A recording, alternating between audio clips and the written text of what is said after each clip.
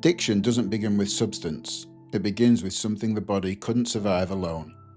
Long before the first drink, long before the first drug, long before the escape, there was a moment when life became too much to carry.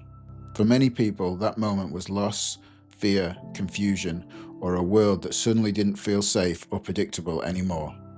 In those moments, the body learned something vital, that feeling wasn't survivable on its own, so it adapted in the only way it knew how.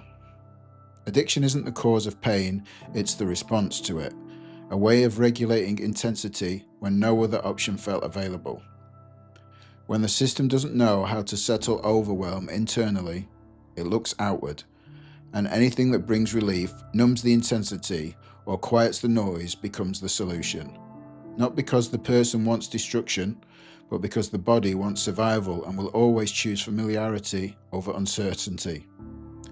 That's why addiction can take so many forms: alcohol, drugs, food, work, sex, scrolling, different objects, but always the same purpose underneath.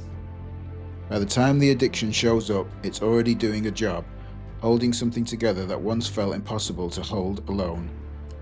That is why people can't just stop. You can't remove a coping strategy without understanding what it's been protecting you from. When we only look at the behaviour, we miss the intelligence behind it, and we miss the part of the person that learned how to endure what they should have never had to endure by themselves. When people finally see this, something softens inside. The shame loosens its grip, and the constant inner fight begins to ease. They stop asking, "What's wrong with me?" and start asking, "What happened to me and how did I learn to survive it?" And that shift in understanding changes everything.